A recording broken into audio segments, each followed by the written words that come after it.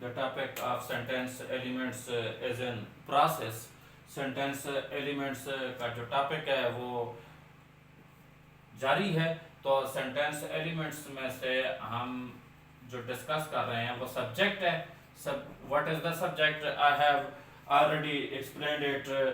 I have already introduced its definition before you कि मैंने इसकी वजाहत की है। अब देखें subject जो है वो usually it is an actor, a doer, a performer of action in a sentence, or it is that part of a sentence about which some information is given. Subject में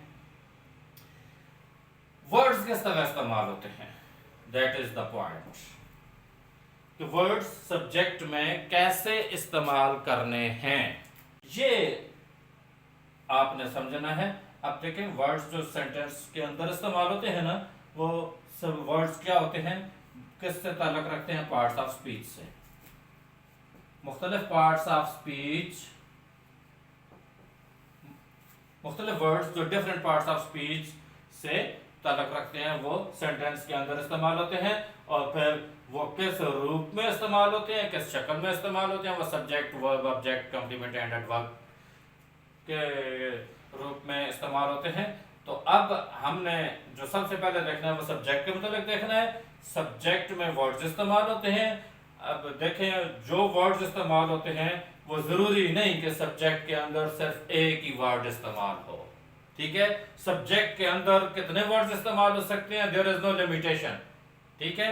ये जरूरी नहीं है कि सब्जेक्ट के अंदर मतलब कोई वर्ड्स की तादाद मखसूस नहीं है।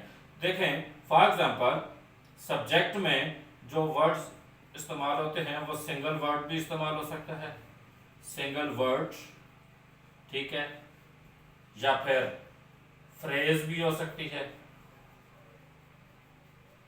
और फिर इसी तरह क्लास भी सब्जेक्ट हो सकती है, ठीक है।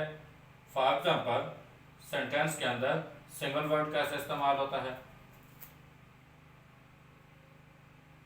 It is a book, single word है, ठीक है। अब इसी तरह हम कह सकते हैं कि द मैन इज हैप्पी। अब इस सेंटेंस में द मैन इज हैप्पी ये सब्जेक्ट है, ठीक है। The man, this subject is based upon two words, ठीक है। अब इसी तरह ये हम कह सकते हैं this is the noun phrase, okay, noun phrase है। अब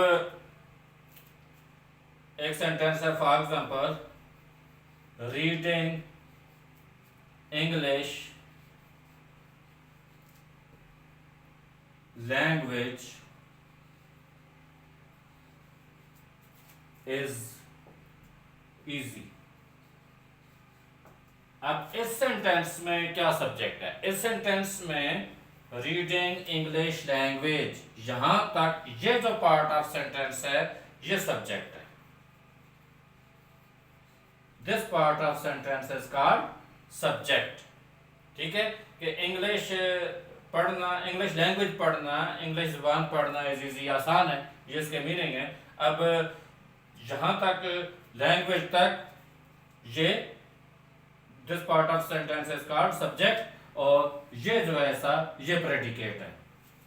तो अब हम इसी तरह सब्जेक्ट जो है वो प्रोनाउन भी हो सकता है, ठीक है। Pronoun for example he is a good student, इस सेंटेंस में ही क्या है, सब्जेक्ट है। या फिर ही रीड्स, ही रीड्स वो पढ़ता है, इसमें ही सब्जेक्ट है और ये क्या है, बेसिकली प्रोनाउन।